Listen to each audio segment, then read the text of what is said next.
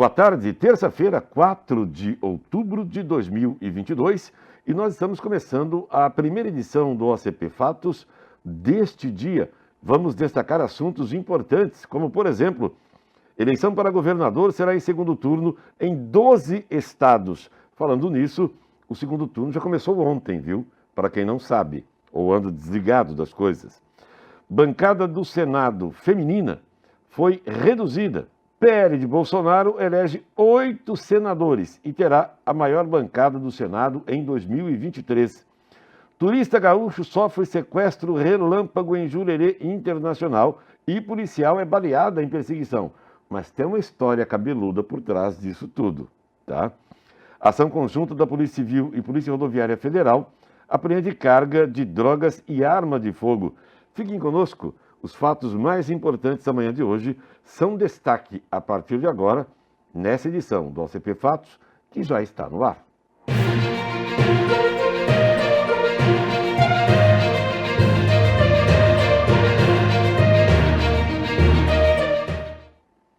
A eleição para governador será decidida em segundo turno em 12 estados. Chama atenção a eleição em Pernambuco, em que 2 mulheres passaram para o segundo turno. Marília Arraes, do PSD, e Raquel Lira, do PSDB. A segunda rodada de votação está marcada para o último domingo de outubro, dia 30.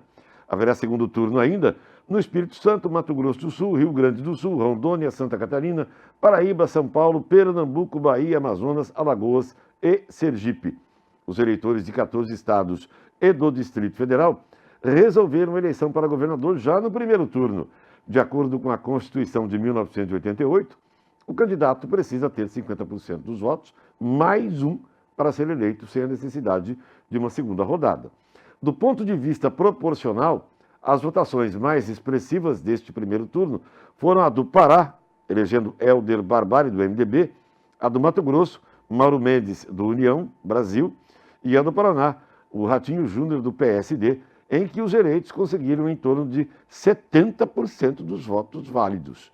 Está autorizado, então, desde ontem, 5 da tarde de ontem, para ser mais exato, já que temos segundo turno desses locais que nós citamos, o uso de alto-falantes, amplificadores de som, bem como comícios, fazer caminhadas, carreatas, passeatas, publicar anúncios em jornais, impresso ou internet e distribuir material gráfico. A regra consta da resolução do Tribunal Superior Eleitoral, que trata da propaganda eleitoral e vale para todos os 24 candidatos a governador de 12 estados que disputarão o segundo turno. Os 2 candidatos que seguem na corrida presidencial, o ex-presidente Lula e o presidente Jair Bolsonaro, que tenta a reeleição, também retomaram os atos de campanha a partir das 17 horas de ontem. E tem um detalhe interessante nessa eleição ainda. A próxima legislatura terá um número menor de mulheres nas cadeiras do Senado. Apenas 4 senadoras foram eleitas nas eleições desse ano. Damares Alves, republicanos do Distrito Federal, professora Dorinha, do União de Tocantins, Tereza Leitão, do PT de Pernambuco, e Tereza Cristina, do PP do Mato Grosso do Sul. Das atuais 10 titulares, 6 mantêm-se no cargo até 2027, totalizando 10 senadoras. O número pode se alterar caso o senador Jorginho Melo, de Santa Catarina, seja eleito governador. Aí ele tornaria a senadora Ivete da Silveira, do MDB de Santa Catarina, como titular. Para quem não se lembra, ela é viúva do ex-governador, ex-senador, ex-deputado federal, deputado constituinte, Luiz Henrique da Silveira. Em 2018, quando havia 2 vagas em disputa para o Senado, foram eleitas 7 senadoras e uma suplente assumiu. Com isso, eram previstas 12 senadoras para iniciar as atividades em 2019. Já em 2014, quando também só foi aberta uma vaga por estado, foram eleitas 5 senadoras, uma a mais do que no atual pleito. No momento, 6 senadoras suplentes estão na ativa. 2 estão em mandatos que se encerram em fevereiro de 2023 e as outras 4 podem deixar o Senado com o retorno dos titulares. O Tribunal Superior Eleitoral registrou neste ano 53 candidatas do sexo feminino ao Senado. O percentual alcançou 22,5% dos concorrentes à casa. O índice ficou abaixo do mínimo de 33% esperado para as candidaturas femininas em todos os cargos, mas subiu quando comparado a 2018, quando as mulheres eram 17,6% das candidatas ao Senado, ou 2014, quando totalizaram 18,9%. Permanecem nos cargos de senadoras até 2027 Daniela Ribeiro, do PSB da Paraíba, Elisiane Gama, do Cidadania do Maranhão, Leila Barros, do Distrito Federal, Mara Gabrilli, do PSDB de São Paulo, Soraya Tronic, do União do Mato Grosso do Sul, que foi candidata à presidência, e Zenaide Maia, do PROS do Rio Grande do Norte. Duas das atuais senadoras que disputaram a reeleição não obtiveram êxito. Rose de Freitas, do MDB do Espírito Santo, e Cátia Abreu, do PP de Tocantins.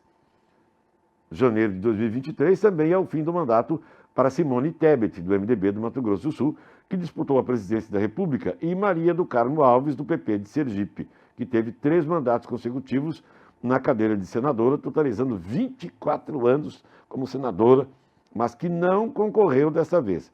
Ela se cansou, né?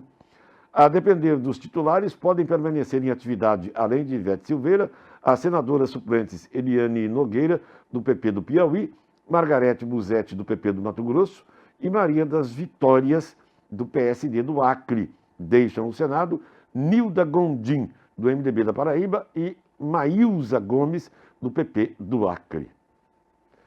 E o Senado também terá uma mudança com relação à composição partidária dos senadores, os homens. O PL, Partido do Presidente da República, e candidato à reeleição, Jair Bolsonaro, terá a maior bancada no Senado Federal após as eleições gerais do domingo que passou.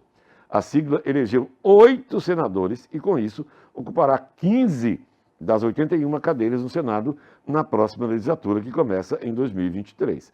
Os mandatos dos senadores têm duração de 8 anos. O PL pode perder a liderança do ranking, no entanto, se União Brasil e PP efetivarem a possível fusão partidária anunciada por dirigentes da sigla no último sábado. Neste caso, o novo partido chegaria a 16 senadores. O PL elegeu senadores os seguintes estados: Espírito Santo, Magno Malta; Goiás, Wilder Moraes; Mato Grosso, Wellington Fagundes, que foi reeleito; Rio de Janeiro, Romário, foi reeleito; Rio Grande do Norte, Rogério Marinho; Rondônia, Jaime Bagatoli; Santa Catarina, Jorge Seife; e São Paulo, Marcos Pontes. Além dele, seguem na bancada do PL os senadores Carlos Portinho, do PL do Rio de Janeiro; Carlos Viana, do PL de Minas Gerais; Eduardo Gomes, do PL de Tocantins; Flávio Bolsonaro, PL Rio de Janeiro; Jorginho Melo, PL de Santa Catarina, que foi substituído pela suplente Ivete Silveira; Marcos Rogério, do PL de Rondônia; e Zequinha Marinho, do PL do Pará, que foram eleitos em 2018. O PSD terá a segunda maior bancada, com 11 senadores, 2 reeleitos neste domingo. União Brasil, que anunciou a fusão com o PP, e o MDB vem em seguida com 10 senadores cada. Em 2022, os eleitores decidiram a composição de 1/3 do Senado, ou seja, 27 parlamentares. Em 2026, cada eleitor votará em 2 nomes e serão renovados ou mantidos as outras 54 cadeiras. Logo mais no programa das 18h45, eu quero voltar a falar a respeito da eleição no Senado, porque essa composição agora de senadores acendeu uma luz amarela no Supremo Tribunal Federal. E nós vamos falar por quê às 18h45. Combinado? Então fique atento. Aqui em Santa Catarina, um turista gaúcho foi vítima de um sequestro relâmpago em Jurerê Internacional, um dos principais destinos turísticos de Florianópolis, na madrugada da última segunda-feira, segundo a Polícia Militar. Um dos 4 suspeitos foi preso e uma policial foi baleada durante o confronto. Ela passa bem. A vítima conseguiu escapar durante o confronto e foi conduzida ao hospital com ferimentos leves. As buscas pelos homens que estavam em andamento durante todo o dia de ontem acabou não resultando na prisão de todos eles. Segundo a Polícia Militar, a vítima de Canoas foi abordada pelo grupo quando chegava na casa de luxo que havia alugado para passar o aniversário. Depois disso, teria sido colocada em um Voyage vermelho que seguiu pela SC 401 em direção ao centro. Ao ser acionada, a Polícia Militar pediu apoio da Polícia Rodoviária Federal, Rodoviária Estadual, aliás. Os suspeitos foram localizados na altura do cemitério Parque Jardim da Paz, no bairro Saco Grande, quando houve troca de tiros. Acontece o seguinte: quando pediram auxílio da Polícia Rodoviária Estadual, os caras estavam passando com o veículo e, ao perceberem que seriam abordados, deram um cavalo de pau, meia volta e tentaram fugir. Essa é a versão da polícia. Eles correram para um mangue, fugiram. Um deles retornou ao carro e seguiu em fuga até o terminal integrado da Trindade, onde foi preso. Um foi preso. No confronto, uma das policiais, como dissemos, rodoviária, foi baleada na perna e a vítima ficou com algumas escoriações. Ambos foram encaminhados ao Hospital Celso Ramos, foram atendidos e não correm risco de vida. A Polícia Rodoviária Estadual diz que localizou um lançador de granada no interior do veículo, utilizado para coagir a vítima.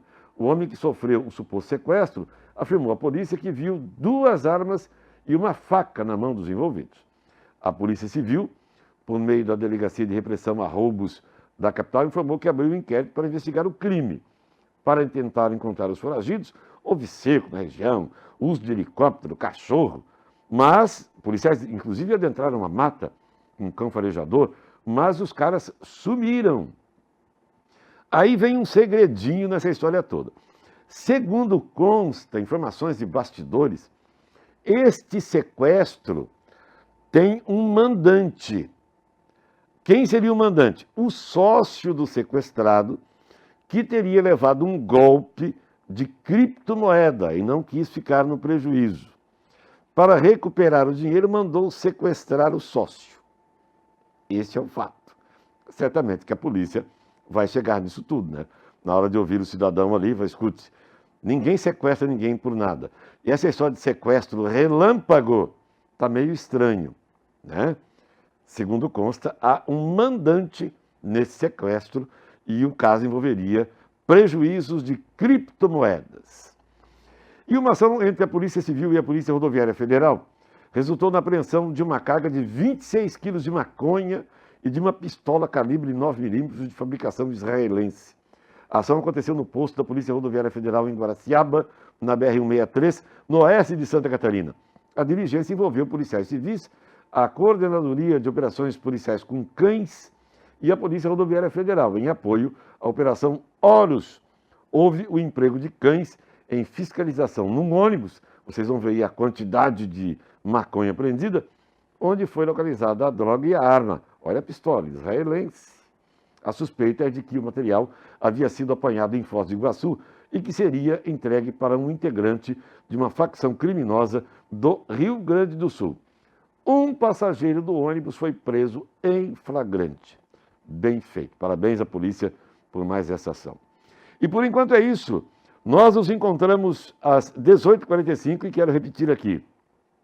Vou explicar para vocês por que a eleição no Senado do último domingo acendeu uma luz amarela no Supremo Tribunal Federal. Claro, estamos esperando por vocês desde já. Até lá.